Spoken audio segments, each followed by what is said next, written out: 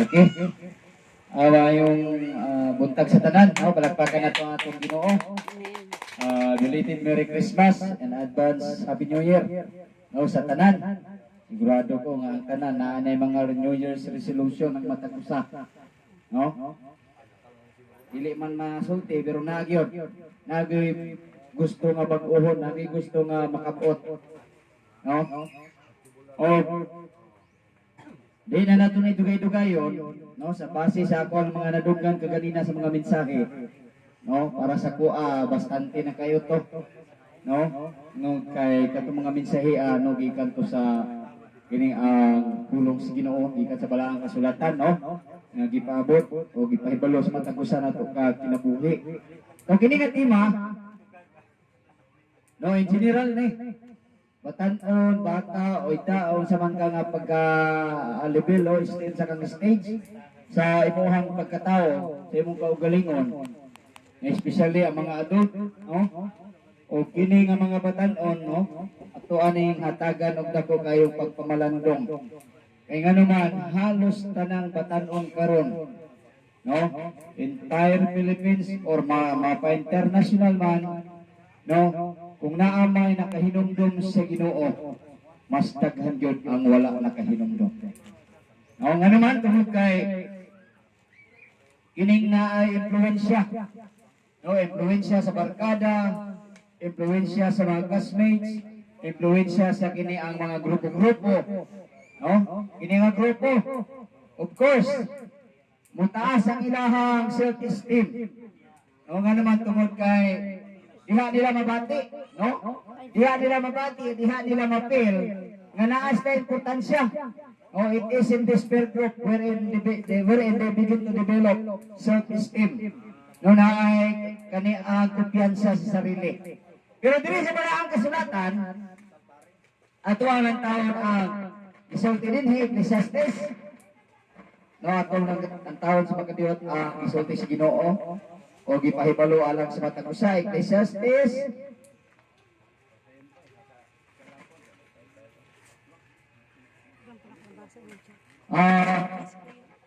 Busi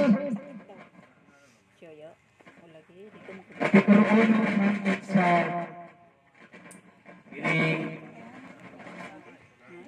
Dito ka pong 10-14. Tama ba? Tumatong ka niya din.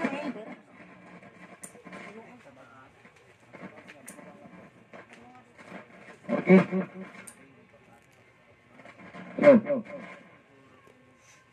No, kini nga tema, ang tambag sa paghandom sa Dios sa atong pagkabatanon. No, tanan ta, no, kasi nakatisting diri o kini ang teens. No? Ay gitawag nato kini ang mga puberty stage. Adulong sa adult, no, adolescent period. Antod sa adult. No, tanan ta niagi ani. Tanan ta naka-experience ani gikan sa pagkatao nato hangtod nga nagdako, hangtod nga nitaas ang atong edad. Ug gani hangtod karon ang pulong sa Ginoo gipahibalo tandaan. Lumatod pa sa Dios. Hinumdumi usab ang imong magbubuhat sa adlaw sa imong pagkabatanon. No, kini nga mensahe tambag ni sa matag usa sa tua, gitambag gikan sa balaang kasulatan sa matag usa babae man o lalaki, unsa man ka nga status sa imong kaugalingon, unsa man nga stage ka na bilong, na makadring ang bilong o wala, tanan tagi pahimnumduman ani. No? Of course, sa pinaka-importante yan ang pangabatanon. Ngano nga kinahanglan nga pahinumduman ta, matod pa sa atong pagkabatanon, apil ko, apil mo, apil tang tanan. No nga naman, matod pa niya din hinumdumi usab ang imong magbubuhat sa adlaw sa imong pagkabatanon. Sa dili pa moabot ang dautan nga mga adlaw, o sa singabot ang mga tuig, sa diha nga ikaw magaingon ako walay kanipay kanila. No? Remember your Creator in the days of your youth. Mauni ang puti pasabot sa Ginoo diha sa matagusa nga ato siyang hinumduman. Samtang dili pa moabot ang mga pagmahay, samtang dili pa moabot ang mga pagpasol, samtang dili pa moabot ang daotang mga adlaw nga ikaw makaingon ako walay kasagaran karon ato ang makita tungod kay wala sila nalipay sila ang kinabuhi dayon ay higop. Sa napnapan dito sa Pantukan, no? Kagahapon or katong isang adlaw na ay babae dito nga naghikog nga naman wala na siya nalipay siya ang kinabuhi. Wala na siya nakahinumdum sa Dios kamoy naghatag niya og supply sa kinabuhi. Tungod sa problema, tungod sa kiniang stress, tungod sa anxiety, ang tao manay mo abot siya ang unahunang nga dili na maayo. No? There is another new entity mo broadcast na sa imong unahuna, abi ni mo ikaw pero dili di ay. Kadtong ingon ni Pablo, aduna ako'y nakita mo sa kalaing balaod nga na nakigbatok sa akong kinasuluran. Numatod pa ni Pablo dire atong ng taon kadali. No dire sa Roma. At taon kadaling anong naingunan ni pagsulti ni Paul. No ingon ni Apostol Pablo dinhi. No dire sa Roma, ingon siya dinhi. No? Kaysa kinasuluran sa akong pagkatao. Matod pa ni Pablo. Sa iyahang pinakasulod siyang kasing-kasing. Hinakalipay ko ang kasuguan sa Dios apan dinhi sa bahin. Dinhi sa mga bahin sa akong lawas. Nakita ko ang laing balaod nga nagapakigaway batok sa balaod sa akong salabutan og nagahimo ka na kong pinihag ngadto sa balaod sa sala nga nagalublob sa sulod sa bahin sa akong lawas. Mao day kini ang hinungdan. Nga ano ang kinahanglan natong hinumduman ang mga maayong buhat sa Ginoo sa atong kinabuhi. Nga anong kinahanglan natong ikinabuhi ang pulong sa Ginoo. Nga ano ang kinahanglan natong tumano ng mga sugo sa Dios tungod kay kung naningkamot ka, naningkamot pod ang usa ka entity sa imong kinabuhi, no? Nga gusto niyang i-master ka, no? Kining usa ka persona sa ato ang kaugalingon. Matod pa ni Pablo. Ingon sa dinhi. Nahibulaw kita nga espirituhano ng kasuguan apan ako lawas doon ug gikabaligya aron maulipon sa sala. Dili ako makasabot sa akong kaugalingong panglihok. Ingon ni Pablo. That's why diri sa ato ang tema. Samtang dili pa moabot ang daotang mga adlaw, remember your Creator in the days of your youth.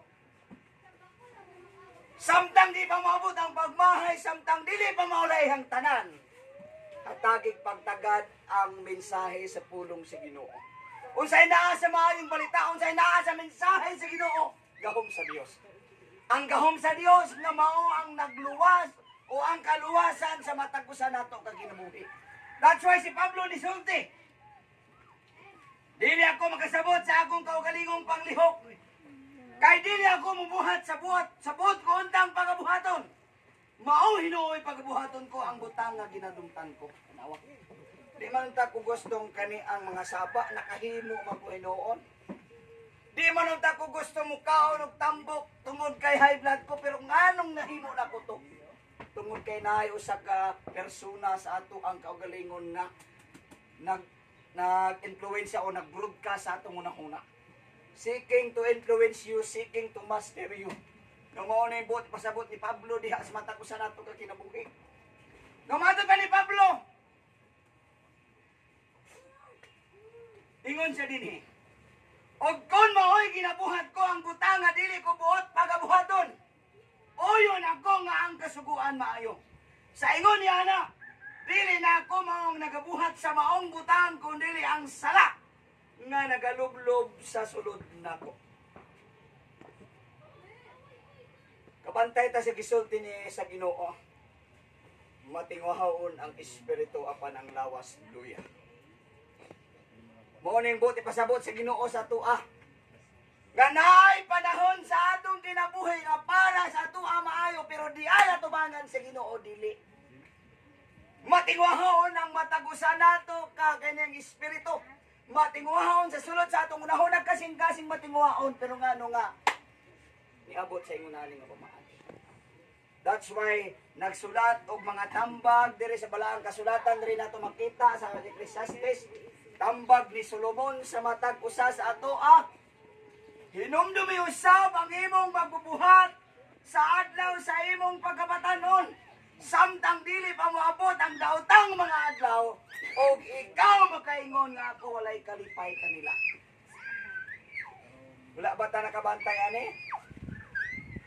Nga tungod kay wala na sila'y amor sa ilahang pagkinabuhi o pagkabuhi nining kalibutana, nagpagusto na lang sa ilang gustong buhaton.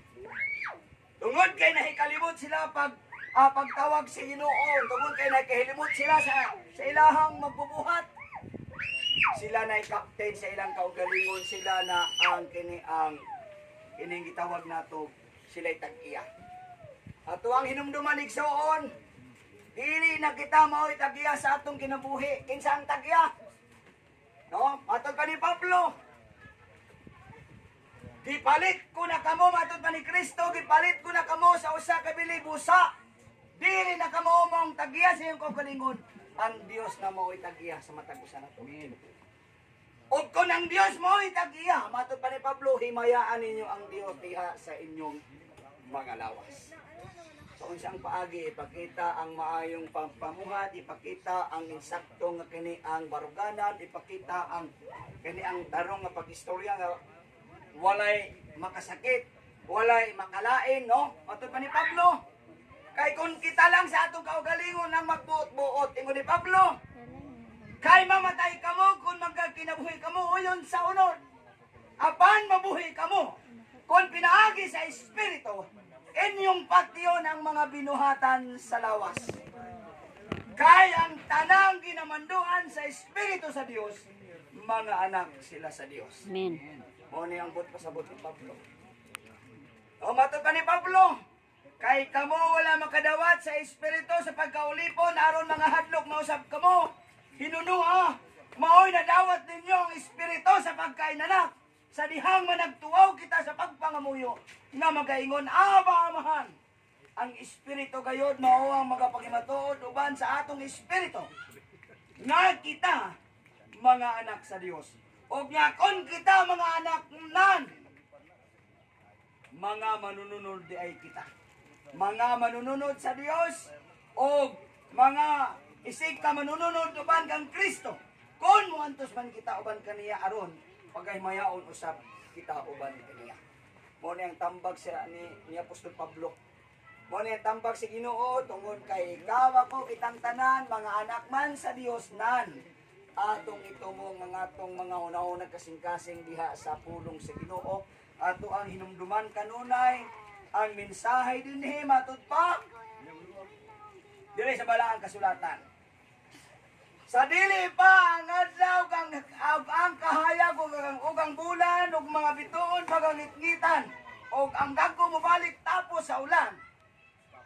Hinumdumi na ang Dios. Samtang dili pa moabot ang mga katapusang mga adlaw, samtang dili pa moabot ang pagbalik sa atong Dios, dili pa ulahi ang tanan. No? We need to recover. I-review nato kanunay ang atong kaugalingon, ang ato ang mga pangpanglitok, ang ato ang panglihok, ang atong aksyon, ang ato ang attitude. Kinahanglan natong i-review. Nga naman, morning buti pasabot mo na gustong ipa-emphasize o ipa-realize sa Ginoo sa ato tungod kay ikaw ako kitang tanan tinuod. Kay kun mag-uyon ta sa gisulti sa Ginoo dinhi, nga magkinabuhi lang ta para sa unod, ako'y pigado. Nga naman, naamay katapusan ng kalibutan, naamay limitasyon ang atong pagpuyo din eh. Dili yun ni mao ang atong tinuod na pinuyanan. Dili yun ni mao ang tinuod na atong destinasyon. Nga naman, ikaw, ako, kitang tanan, kamong tanan, kitang tanan, mga anak sa Ginoo sumala sa Roma 8:17. O kon kita mga anak, nan, mga manununod di ay kita. Ingon ni Pablo, ang panghunahuna alang sa unod, musangpot sa kamatayon. Apan ang panghunahuna alang sa Espiritu, musangpot sa kinabuhi o kalinaw. Daghang salamat, mayong udto sa tanan, dahigon ng Dios.